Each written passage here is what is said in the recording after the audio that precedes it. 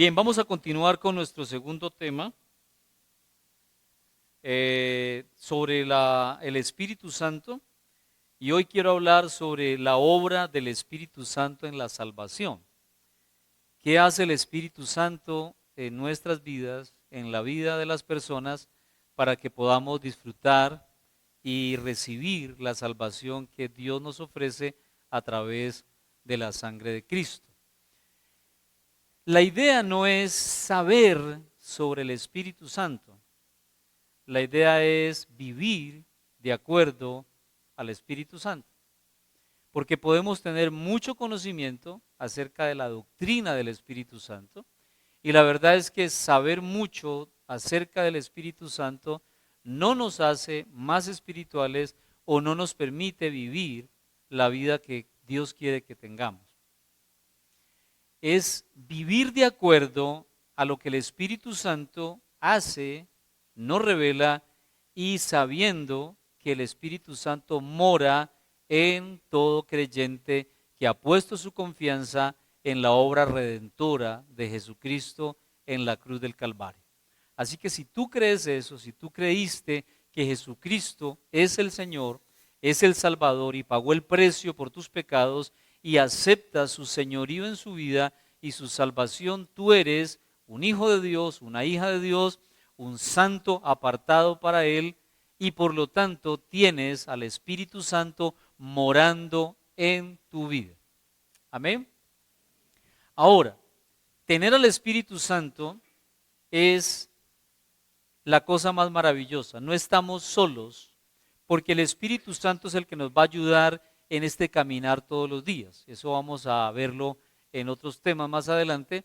Hoy quiero enfocarme en cómo el Espíritu Santo opera en la salvación de los creyentes, en la salvación de las personas que se acogen, como dije, al mensaje del Evangelio. Muchos teólogos y personas que han sido inquietas en su pensamiento han invertido también mucho tiempo en descifrar algunas cosas, en hablar de algunas cosas, en profundizar en algunos temas que a veces no tienen mucha información desde el contexto de la Biblia. Pero como diría Pablo, el propósito de la iglesia es ser edificada a través de la palabra y a través del Espíritu. Conocer mucho respecto a un tema no te hace más espiritual. Se cuenta que en la historia de los grandes pensadores teológicos, invertían horas y meses discutiendo sobre cuántos ángeles podrían caber en la cabeza de un alfiler. Otros discuten acerca del origen de los gigantes, otros hablan de temas, en fin. La pregunta es, ¿qué edifica mi vida si conocer y profundizar y dedicarle tiempo a eso realmente me afirma más en la fe, me ayuda a conocer al Padre cada vez más, o simplemente se vuelve un tema de jactancia personal? Hay una tentación para los creyentes, y es creer tener la última revelación o creer que no la sabemos todas. Y la verdad, yo luché mucho tiempo con eso. Era estudiante de teología y pensaba que yo tenía toda la comprensión que necesitaba de las Escrituras, y me jactaba de eso.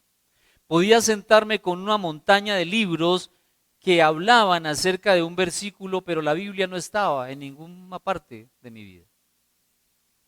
Hasta que fui comprendiendo que uno de los propósitos del Espíritu Santo es revelarnos al Padre, a revelarnos el carácter del Padre, revelarnos el propósito de Dios para que podamos vivir y caminar de acuerdo a ese propósito.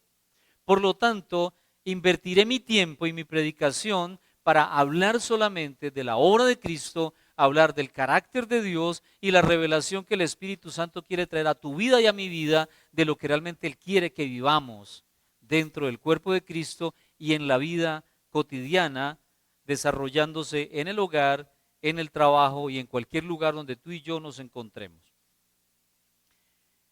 Esa importancia, quiero invitarles a una cita, Primera de Corintios, capítulo 2, verso 10 al 16. Según Primera de Corintios, capítulo 2, verso 10 al 16.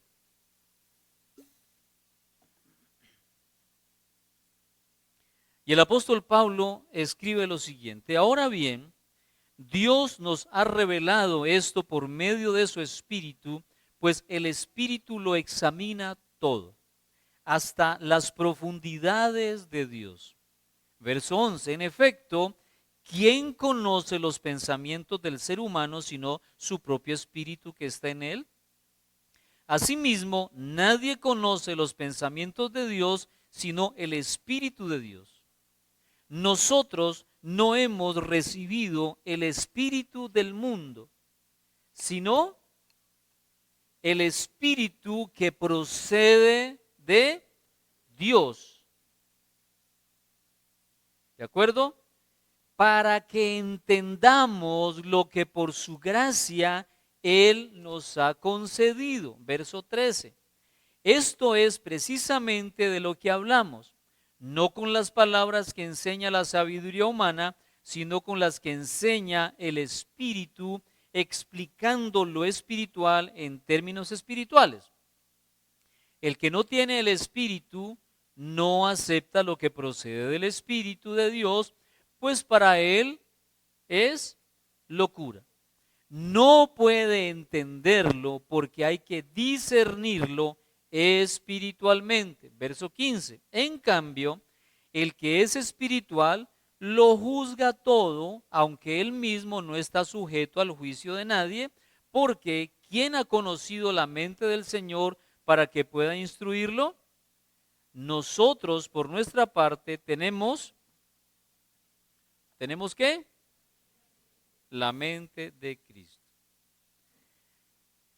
El papel del Espíritu Santo en la obra de la salvación es importante. Recordemos a un conocedor de la ley, Nicodemo, que se acerca a Jesús y frente a la inquietud que él tiene, Jesús le presenta otra inquietud.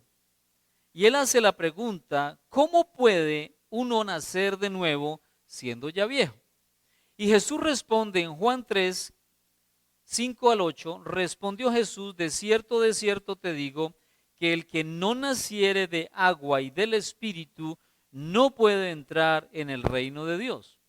Lo que es nacido de la carne, carne es, y lo que es nacido del Espíritu, Espíritu es. No te maravilles que te diga, os es necesario nacer de nuevo. Y hay aquí tres cosas importantes que quiero resaltar, en donde Jesús habla de nacimiento de agua y de espíritu, habla carne versus espíritu y habla de que es necesario nacer de nuevo. Lo primero que él dice es, en esa dualidad de nacer del agua y del espíritu, implica que el nuevo nacimiento es un proceso integral que incluye tanto la purificación como la transformación integral. Y seguramente esa referencia al agua tiene que ver con una profecía o una palabra que Dios dio a través del profeta Ezequiel en el capítulo 36, que dice, para purificar a Israel, su pueblo, dice: los rociaré con agua pura y quedarán purificados, los limpiaré de todas sus impurezas e idolatrías. Les daré un corazón nuevo y derramaré un espíritu nuevo entre ustedes. Quitaré ese corazón de piedra que ahora tienen y les pondré un corazón de carne. Infundiré mi espíritu en ustedes y haré que sigan mis estatutos y obedezcan mis leyes. Nacer del agua y el espíritu implica que Dios limpia, purifica con su palabra y con su espíritu lo que va a ser el contenedor de su presencia. Dios no habita en el pecado. Dios nos limpia, nos regenera a través del Espíritu Santo para morar en nosotros. A ese hecho de nosotros tener la presencia de Dios en nuestra vida, Es una declaración que el Padre hace de apartarnos para Él, llamarnos santos. Y esa santidad no es algo que tú y yo logramos por comportamiento, sino por resultado de tener a Cristo en nuestras vidas y al Espíritu Santo. Pero también dice, lo que es de la carne, carne es, y lo que es del Espíritu, Espíritu es. Y Jesús establece una clara distinción entre la vida natural y la vida espiritual, subrayando la necesidad de esa regeneración que solo puede ser obra del Espíritu Santo. Por lo tanto, cuando tú y yo hablamos de ser hijos de Dios, estamos hablando que nosotros somos una nueva creación. Nuestra naturaleza esclava al pecado ya no gobierna, sino que gobierna el Espíritu Santo que mora en nosotros. Pero es necesario que el Espíritu de Dios gobierne nuestra vida, sea el que dirija nuestros pasos, sea el que podamos escuchar, a quien podamos obedecer y realmente disfrutar de la vida que Cristo nos ha entregado. Y por eso Jesús concluye, al final es necesario nacer de nuevo. Y esta afirmación recalca la urgencia y la inevitabilidad de la conversión espiritual para poder entrar en el reino de Dios. Quiero recordar que no entramos al reino de Dios porque nosotros queremos hacerlo, sino porque aceptamos la obra redentora de Cristo y Él nos lleva precisamente a una relación con Dios. Estoy solamente repasando del preescolar cristiano. Un elemento importante que aparece entonces en la obra del Espíritu Santo en la salvación es la convicción de pecado. Les invito a Juan 16:8. Jesús hablando acerca del Espíritu Santo desde el capítulo 15, pero en el capítulo 16, verso 8, Él dice, y cuando Él venga, el Espíritu Santo, recuerdan que hace 8 días Leonardo les hablaba de ese Paracletos, ese que estaría allí, ese que está con nosotros, camina con nosotros y en nosotros, cuando Él venga, convencerá al mundo de pecado, de justicia y de juicio. El Espíritu Santo actúa en los corazones humanos para revelarnos el estado pecaminoso y la necesidad que tenemos del Salvador.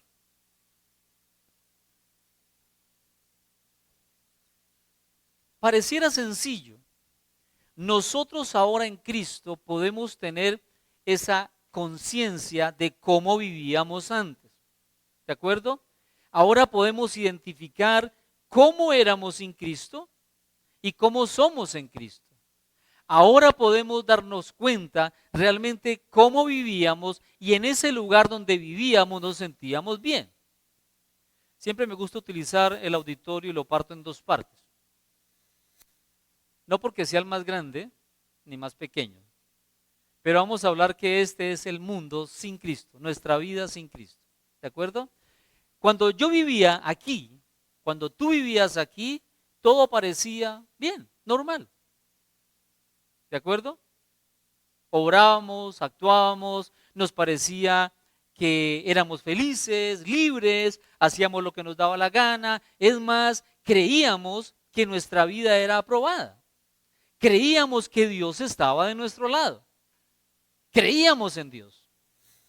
Y este otro grupo es la vida en Cristo. ¿Cómo mirábamos a esa vida desde acá? Una estupidez, una bobada, fanatismo, gente esclava, engañados, allá lo roban, etc. Y es cierto que hay una cantidad de cosas que pasan, pero esa no es la vida cristiana. ¿Qué nos llevó a la vida de Cristo? Porque un día alguien te habló de algo. Usted no dijo una mañana, necesito hoy caramba, no sé qué pasa con mi vida, pero tengo una profunda necesidad de ser una nueva criatura. No. Usted no se levantó una mañana y dijo, caramba, esta vida mía tan perdida que está, tan separado de Dios, yo necesito conectarme con Dios. Ah, pero pudo ser que un día usted despertó con esa conciencia religiosa y esa conciencia moral sintiéndose mal, sintiéndose perdido, frustrado, engañado, sin esperanza y una profunda necesidad de Dios. Pero lo primero que hiciste fue buscar en tu religión, en tu creencia y empezar a hacer cosas para poder mitigar tu culpa. Pero eso no cambia tu vida. Hasta que un día alguien te habló de una persona. ¿Y esa persona es? Y esa persona te habló que Cristo entregó su vida a cambio de la tuya. Que Él estaba dispuesto a perdonarte si tú aceptabas su sacrificio. Y tú, el día que escuchaste eso, experimentaste algo. Experimentaste por primera vez conciencia de tu estado de estar apartado de Dios, perdido. Y eso es lo que el Espíritu Santo hace. Él te convence de cuán perdido estás, de realmente cuál es el lugar que tienes en Dios, entre Dios y tú. Un abismo, una separación absoluta y sin esperanza. Porque la consigna legal del pecado es que el pecado debe ser juzgado, debe ser castigado y todos los que estábamos aquí éramos pecadores perdidos. ¿Me están comprendiendo?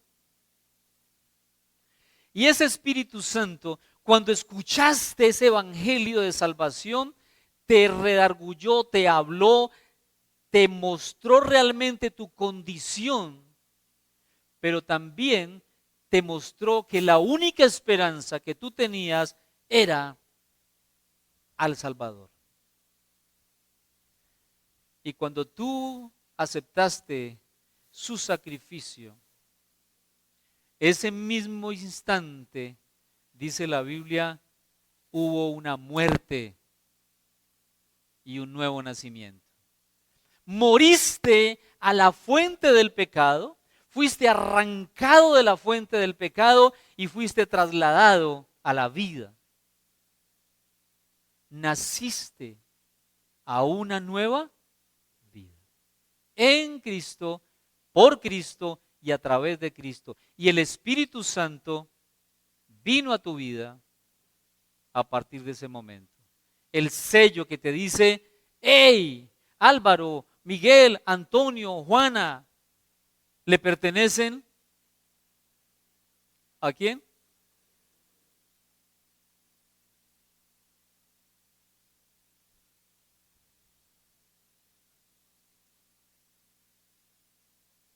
Cuando Él venga, convencerá al mundo de pecado. Nos convencerá de la necesidad de arrepentirnos.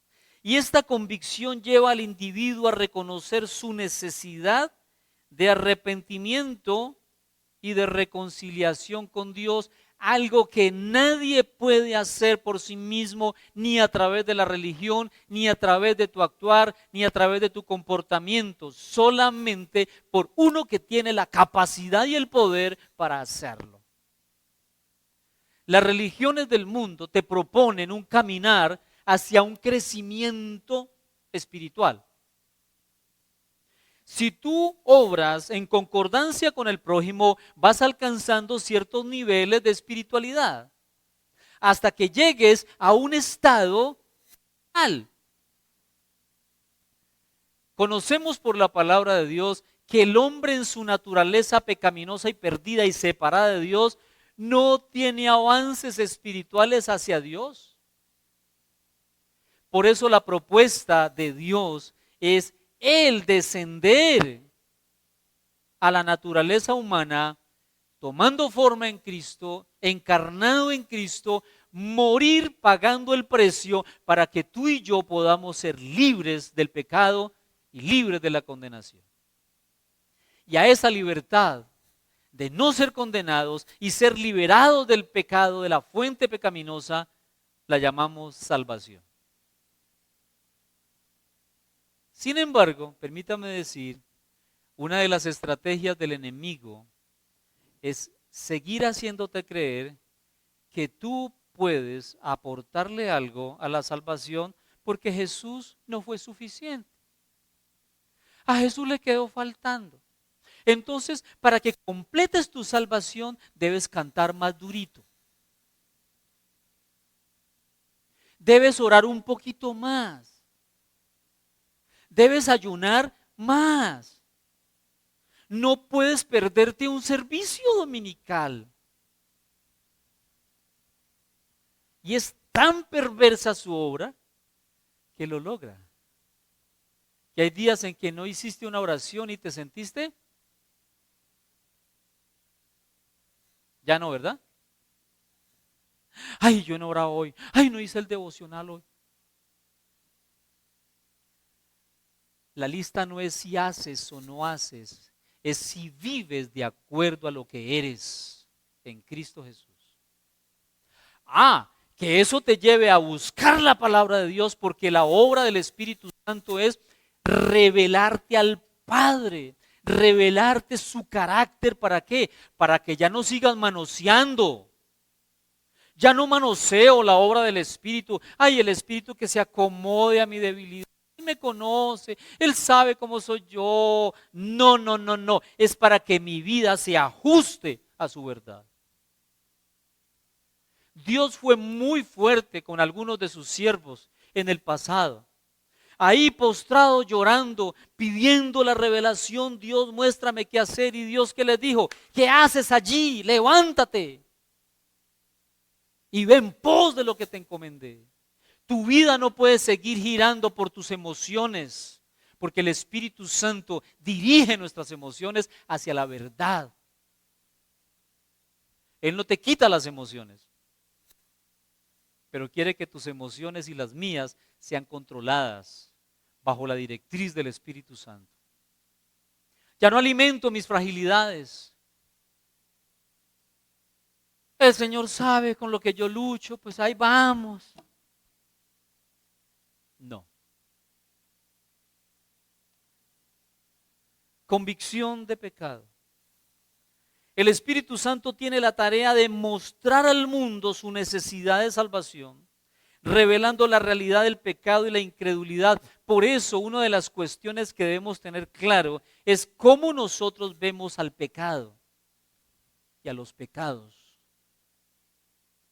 Cuando mi mente pone una actividad pecaminosa y la hace parte de mi paisaje, me acomodo a ella y me hago esclavo de ella.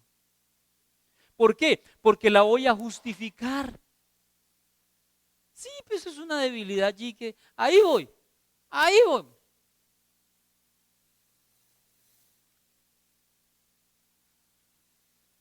Pero cuando vemos lo pecaminoso como Dios lo ve, automáticamente queremos agradar a Dios. No porque me digan que es pecado, sino porque quiero vivir de acuerdo a lo que soy en Cristo. Vamos a mirar eso más adelante. Él convence de justicia. A través de la resurrección de Jesús se revela la verdadera justicia de Dios, contrastando con las obras de los hombres.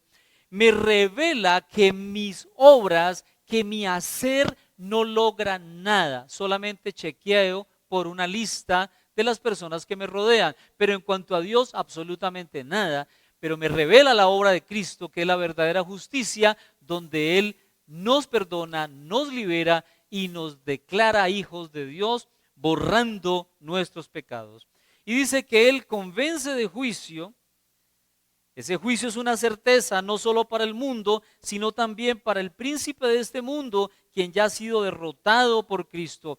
Mi juicio y tu juicio en Cristo ya tuvo lugar. Y fue en la cruz del Calvario. Cuando el Señor nos lleve a su presencia, y la palabra dice que Él nos pedirá cuenta de todo lo que hemos hecho, dicho. No será para condenación, porque mi juicio ocurrió en la cruz del Calvario y en esa cruz yo era culpable, condenado a muerte.